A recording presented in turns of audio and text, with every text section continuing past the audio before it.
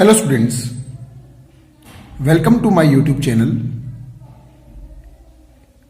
In this video, I am going to teach you the topic comparative statements. So our today's topic is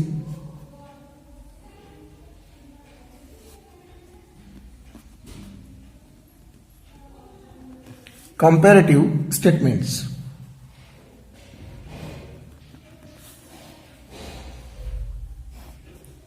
This is our today's topic.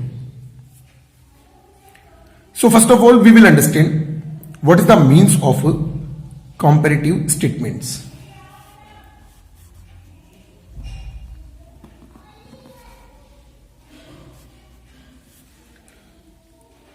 So simply, it means when financial statements figures for 2 or more years are placed side by side to facilitate comparison, these are called comparative financial statement.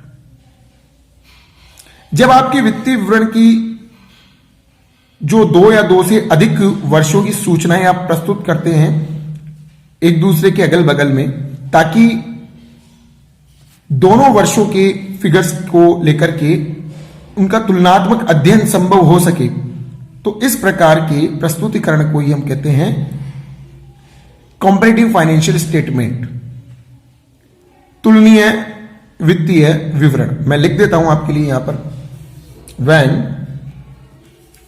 Financial statements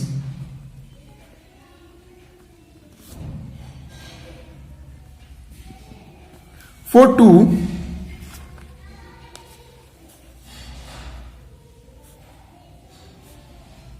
or more years are placed side by side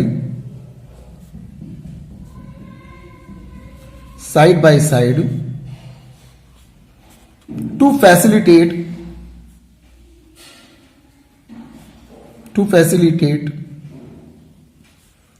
comparison,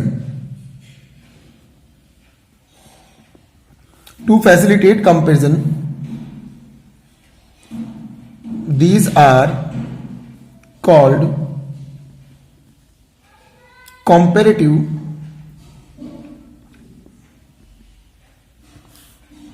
financial statements. तो सबसे पहले तो हमने इसका जो है meaning understand किया कि जब आपके वित्तीय विवरण जो है 2 या 2 से अधिक वर्षों के एक ही स्थान पर अगल बगल में प्रस्तुत किए जाते हों ताकि तुलना करना संभव हो सके 2 वर्षों की सूचनाओं के मध्य, तो इस प्रकार के प्रस्तुतिकरण को ही हम क्या कहते हैं, इस प्रकार के आपके जो फाइनेंशियल स्टेटमेंट्स होते हैं उन्हें हम क्या कहते हैं, कंपैरेटिव फाइनेंशियल स्टेटमेंट्स. अब मैं जो है इसके आगे कंटिन्यू करता हूं कि हम इसे कैसे प्रिपेयर करते हैं. ठीक है, तो देखिए यहां हम जो कंपैरेटिव स्टेटमेंट्स डिस्कस करने वाले हैं, एक तो इसमें रहेगा आपके comparative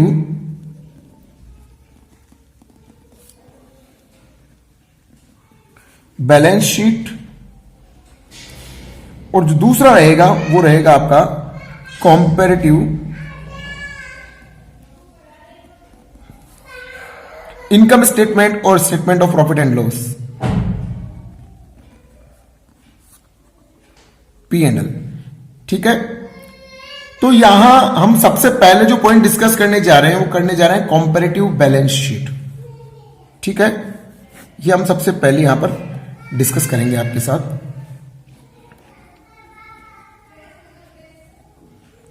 comparative balance sheet as on, ये जरूर आप हेडिंग प्रॉपरली लिखा कीजिए, इनके मार्क्स आपको मिलते हैं. अगर आप ये स्किप करते हैं तो डेफिनेटली आपके मार्क्स जो है एग्जाम में वो डिडक्ट किए जाते हैं. एज एट 31st, जनरली हम 31st मार्च हमारा क्लोजिंग ईयर लेते हैं, that's why I am using this 31st मार्च. अब जो भी आपका ईयर है, जैसे मान लीजिए 2020, ठीक है, एंड 2021, तो आप वही लिखेंगे यहां पर। ठीक है, पहला जो आपका इसमें दिया हुआ है आपका कॉलम, उसमें आप लिखेंगे पर्टिकुलर्स, फिर उसके बाद में आपका नोट नंबर, जो भी आप इसके लिए वर्किंग नोट प्रिपेयर करते हैं। उसके बाद में आपका जो है वो आता है ईयर्स। अब देखिए अपना अपना प्रेजेंटेशन वे है, कोई किस तरीके से प्रेजेंट करता है, कोई किस तरीके से प्रेजेंट करता है। तो आप जो है यहां पर प्रेजेंट करेंगे सबसे पहले प्रीवियस ईयर,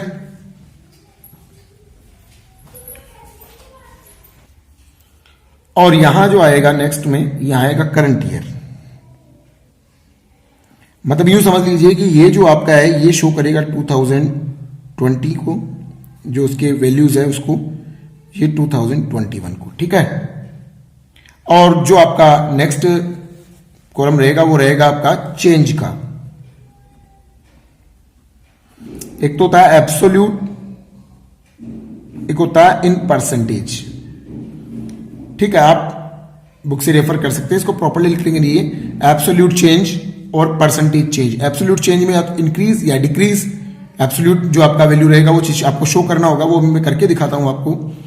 और परसेंटेज में आप जो है परसेंटेज कैलकुलेट करेंगे, बहुत इजीली भी हो जाएगा, वो भी मैं आपको करके भी दिखा देता हूं, आप शो करेंगे। अब जैसा आप जानते हैं कि आपकी बैलेंस शीट जो है ब्रॉडली 2 पार्ट्स में क्लासिफाइड होती है। फर्स्ट पार्ट होता है आपका equity and liability, second part आपका रहता है असेट्स।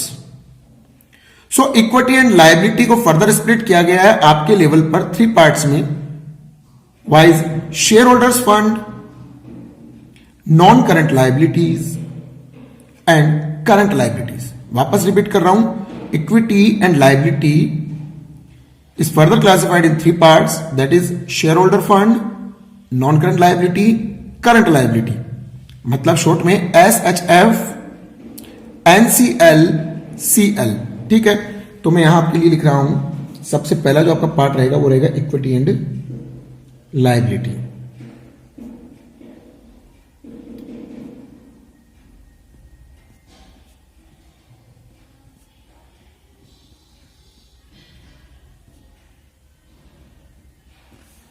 Equity and liabilities. ठीक है, ये आपका पहला पार्ट रहेगा। इसके बाद में इसको फर्दर क्लासिफाइड किया गया है, तो आपका फर्स्ट जो रहेगा वो रहेगा शेयर होल्डर्स फंड।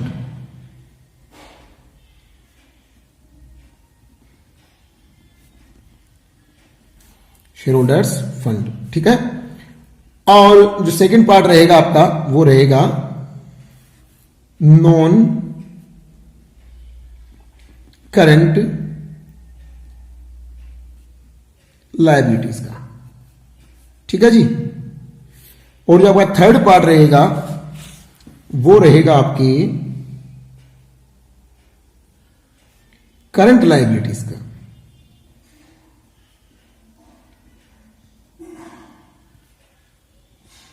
ठीक है, थर्ड पार्ट। अब इन जो हेड्स में आइटम्स शो किए जाएंगे वो हम डिस्कस कर लेते हैं। देखिए यहां आपके आएगा पहला आइटम शेयर कैपिटल, जो कि 2 टाइप्स के होते हैं, आपने पढ़े होंगे अच्छे से, equity share capital, preference share capital. अब आप कहेंगे सर यहां उसे भी स्प्लिट कर दीजिए, नहीं, उसे नोट्स में शो किया जाएगा, वहां से जो फाइनल रिजल्ट होगा उसे हम शेयर कैपिटल में शो करते हैं, राइट। लेकिन स्मॉल लेवल के क्वेश्चंस होते हैं तो हम यहीं पर भी डील कर लेते हैं, लेकिन यहां ऐसा नहीं करना है। B reserves and surplus.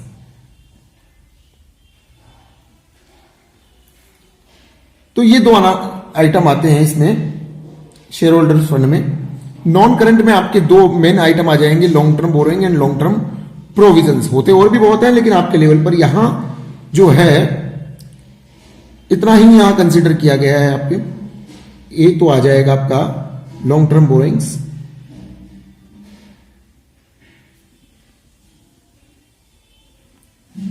और जो बी में आएगा सेकंड आइटम वो आ जाएगा आपके लॉन्ग टर्म प्रोविजंस।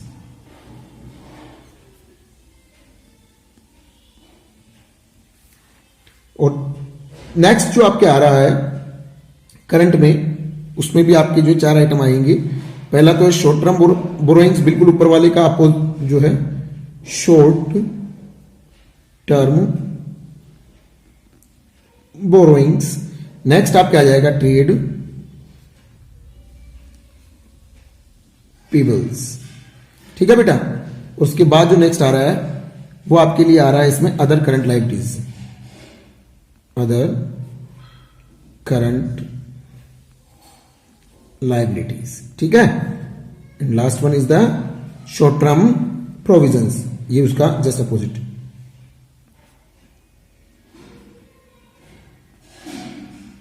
यहां लॉन्ग है या शॉर्ट है, बस इतना सा है, ठीक है बेटा। इसके बाद में आप क्या कर देंगे, आप कर देंगे टोटल, जो भी आपने आइटम्स यहां लिखे हैं उन सबका आप लिखेंगे टोटल।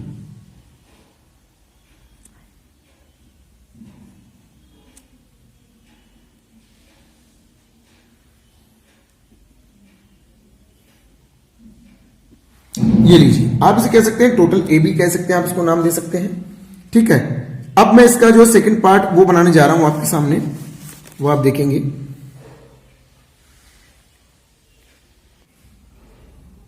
तो इसके सेकंड पार्ट जो रहेगा फर्स्ट पार्ट के बाद में वो रहेगा असेट्स का। फर्स्ट था इक्विटी एंड लायबिलिटी, सेकंड रहेगा असेट्स। असेट्स में जो है आपके दो ही मेजर हेड रहेंगे, एक तो नॉन करंट एसेट्स और दूसरा करंट एसेट्स। तो पहला जो रहेगा वो रहेगा नॉन करंट एसेट्स, ठीक है जी। और जो दूसरा आपके रहेगा वो रहेगा करंट एसेट्स। दो पार्ट्स के रहेंगे, नॉन करंट एसेट्स और करंट एसेट्स। तो जो नॉन करंट एसेट्स हैं इसके फर्दर इसको क्लासिफाई किया गया 3 पार्ट्स में, fixed assets, non current investment, long term loans and advances. तो फर्स्ट इसका जो रहेगा वो रहेगा आपका फिक्स्ड एसेट्स। और फिक्स्ड एसेट्स आप जानते हैं इसके 2 पार्ट्स होते हैं, एक टेंजिबल और एक इनटेंजिबल। टेंजिबल में आपके land and building, plant and machinery, ये सब आ जाएंगे टेंजिबल एसेट्स। और दूसरा रहने वाला है इनटेंजिबल एसेट्स।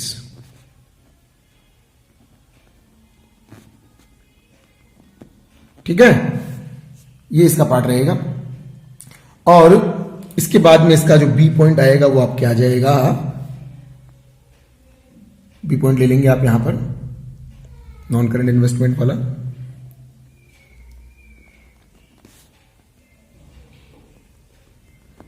और जो सी पॉइंट रहेगा आपका वो रहेगा long term loans and advances.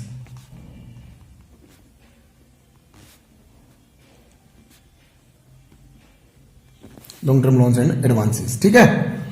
अब बात करते हैं करंट एसेट्स की। तो करंट एसेट्स की अगर बात की जाए तो टोटल इसमें 6 पार्ट हैं। मैं आपको 1 बाय 1 करके डिस्कस कर देता हूं। पहला जो रहेगा इसका वो रहेगा आपके करंट इन्वेस्टमेंट।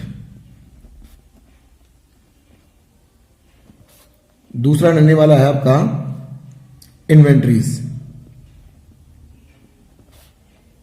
तीसरा जो पार्ट रहेगा वो रहेगा ट्रेड रिसीवेबल्स। चौथा जो पार्ट रहेगा आपका वो रहेगा आपका D point, cash and cash equivalent,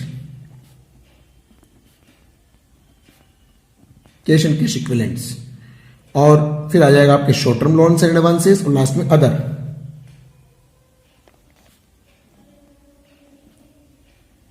short term loans and advances. और उसके बाद में लास्ट जो पॉइंट रहेगा आपका वो रहेगा आपका अदर करंट एसेट्स।